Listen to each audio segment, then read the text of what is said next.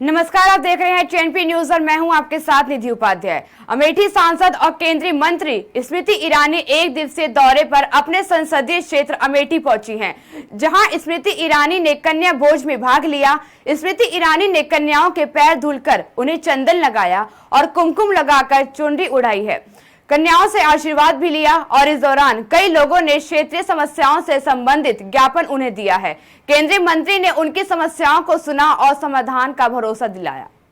तो वहीं बढ़ते अगली खबर की ओर, संभल से सपा सांसद शफीकुर रहमान बर्क ने अपनी ही पार्टी पर बड़ा हमला बोला है। उन्होंने कहा कि वह समाजवादी पार्टी के काम से कतई संतुष्ट नहीं है और इसके साथ ही सांसद ने ये भी कहा कि सपा मुसलमानों का कोई काम नहीं कर रही है। साथ ही आपको बता दें कि सांसद शफीकुर रहमान बर्क अपने विवादित बयानों की वजह से सुर्खियों में रहते हैं। इसके साथ बर्क ने यह भी कहा कि यूपी में सीएम योगी आदित्यनाथ काम तो कर रहे हैं, लेकिन अपने हिसाब से इस वजह से यूपी में मुसलमानों के साथ इंसाफ नहीं हो रहा है। मां विंध्यवासिनी के दर्शन पूजन करने पहुंचे डिप्टी सीएम केशव प्रसाद मौर्य ने मां विंध्यवासिनी के दरबार में हाजिरी लगाई है। सपरिवार पहुंचे डिप्टी सीएम ने नवरात्रि में दूसरी बार मां विंध्यवासिनी दरबार पहुंचकर आशीर्वाद दिया। उन्होंने कहा कि दूसरी बार मां के दर्शन का सौभाग्य मिला है, पार्टी को भी और मजबूती मिले, मां से यही कामना की है। तो वहीं डिप्टी सीएम ने विधान परिषद के चुनाव पर यह भी कहा कि ऐतिहासिक विजय विधान परिषद में प्राप्त करेंगे। नवरात्रि का प्रथम दिन, हिंदू नववर्ष का प्रथम दिन, आज मां के दरबार में आने का सौभाग्य मिला है। मैं मां के चरणों में बारंबार प्रार्थना करता हूँ कि सौभाग्य अनेक बार मुझे प्रदान करे और जो भक्त यहाँ पर आए हैं उन सबको भी प्रदान करें। और आज का दिन बहुत ही महत्वपूर्ण है और मैं आज माँ के धाम से ही पूरे प्रदेशवासी, पूरे देशवासी जो माँ के भक्त हैं उन सबको नव संवत्सर की और नवरात्रि की हार्दिक मंगल में शुभकामनाएं। भारतीय जनता पार्टी की उत्तर प्रदेश इकाई में अध्यक्ष के साथ ही संगठन में 1 दर्जन पदों पर बड़े बदलाव होने जा रहे हैं। साथ ही बता दें कि बीजेपी संगठन में फेरबदल को लेकर पार्टी संगठन में मंथन चल रहा है। अलग अलग पदों के लिए नामों के पैनल तैयार किए जा रहे हैं और इसी के साथ अध्यक्ष पद की रेस में श्रीकांत शर्मा और महेश शर्मा के अलावा कन्नौज से बीजेपी सांसद सुब्रत पाठक और बीजेपी एमएलसी अनूप गुप्ता का नाम भी चल रहा है। तो वहीं पार्टी नेतृत्व पश्चिम और ब्रज की सियासत साधने के लिए इन क्षेत्रों से किसी नेता को प्रदेश अध्यक्ष बनाया जा सकता है। उत्तर प्रदेश के मुख्यमंत्री योगी आदित्यनाथ ने रामनवमी के दिन गोरखपुर में जनता दरबार लगाया और फरियादियों की फरियाद सुनी। तो वहीं सीएम योगी आदित्यनाथ ने गोरखनाथ मंदिर के हिंदू सेवाश्रम में जनता दरबार लगाया। मौके पर मौजूद अधिकारियों को सीएम ने निर्देश दिया कि हर किसी के साथ न्याय होना चाहिए। बहुत से लोग जमीन के विवाद का मामला लेकर पहुंचे थे। जनता दर्शन में बड़ी संख्या में जमीन जायदाद और इलाज के मामले आए हैं। कोरोना वायरस के कारण बीते 2 सालों से त्योहारों को बड़े रूप में न मना पाने वाले लोग इस बार त्योहारों को काफी धूमधाम से मनाएंगे और इसी क्रम में रामनगरी अयोध्या में इस बार रामनवमी का पर्व भी काफी बड़े पैमाने पर मनाने की तैयारी है। इतना ही नहीं, सीएम योगी के निर्देश पर इस बार अयोध्या के श्री राम जन्मभूमि से जन्मोत्सव कार्यक्रम का सीधा प्रसारण भी किया जाएगा। साथ ही आपको बता दें कि 2020 और 2021 में कोरोना वायरस संक्रमण के कारण अयोध्या में रामनवमी त्योहार उल्लास से नहीं मनाया गया था।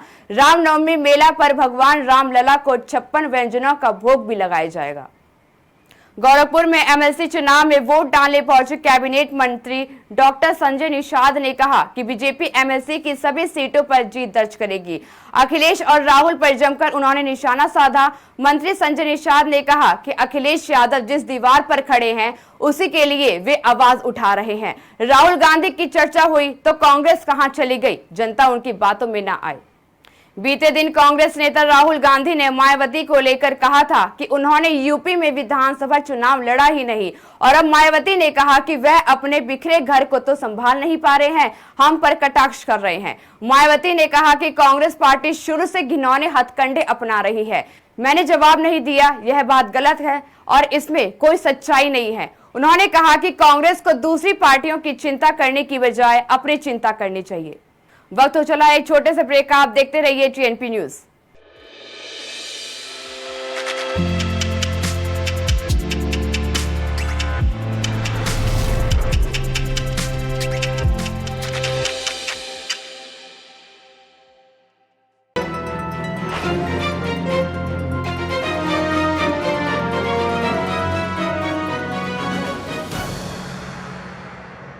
ब्रेक के बाद आपका फिर से स्वागत है टीएनपी न्यूज में और खबरों की शुरुआत करेंगे।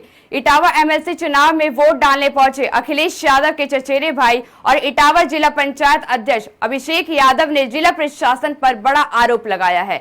अभिषेक यादव ने कहा कि जिस तरह विधानसभा और पंचायत चुनाव में लोकतंत्र की हत्या हुई है, उसी प्रकार इटावा के डीपीआरओ से लेकर प्रशासन के लोगों ने बैठक बुलवाकर दबाव बनाने का प्रयास किया है।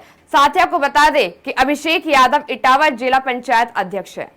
यूपी सरकार ने फीस बढ़ाने के लिए साल 2019 से 2020 के शैक्षणिक सत्र को आधार वर्ष यानी कि बेस ईयर मानने का निर्देश दिया गया है। अगर फीस बढ़ाने के पीछे की गणित की बात करें तो सरकारी आदेश में एक उदाहरण के जरिए इसे समझाने की कोशिश की गई है।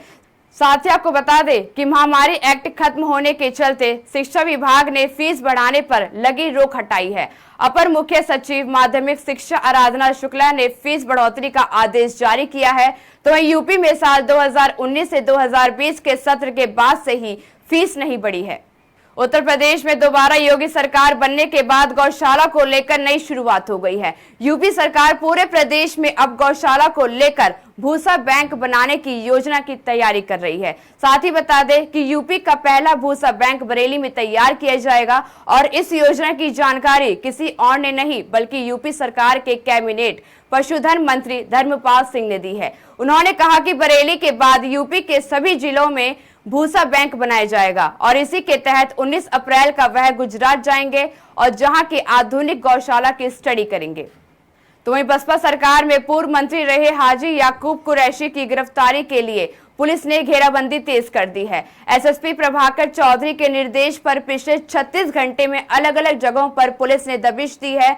तो वहीं याकूब अपनी पत्नी और दोनों बेटों के साथ फरार है। तो वहीं याकूब के अवैध मीट प्लांट में एमडीए जल्द ही प्लांट को गिराने के लिए कार्रवाई करने की तैयारी में जुटा हुआ है। तो वहीं एसपी देहात का कहना है कि याकूब, उसकी पत्नी और दोनों बेटों की गिरफ्तारी के लिए पुलिस को कोर्ट से वारंट मिल चुका है। तो वहीं गिरफ्तारी के प्रयास किए जा रहे हैं। चांदनी रात में ताजमहल की सुंदरता में 4 चांद लग जाते हैं। ताज की पच्चीकारी में जड़े कीमती रंगीन पत्थरों पर जब चंद्रमा की रोशनी खास कोण पर पड़ती है तो वो चमकने लगते हैं और इसी नजारे को इस बार पर्यटक नहीं देख पाएंगे। चांदनी रात में ताजमहल के दीदार की हसरत पालने वाले सैलानियों को रमजान में मायूस होना पड़ेगा। पूर्णिमा पर 5 दिनों के लिए रात में ताजमहल पर्यटकों के लिए बंद रहेगा। केवल तरावीह पढ़ने के लिए 3 घंटे ताजमहल खोला जाएगा। हालांकि यमुना पार ताज व्यू पॉइंट से पर्यटक ताजमहल का दीदार कर सकेंगे। बॉलीवुड अभिनेता वरुण धवन और जानवी कपूर की फिल्म बवाल की शूटिंग लखनऊ में शुरू होगी।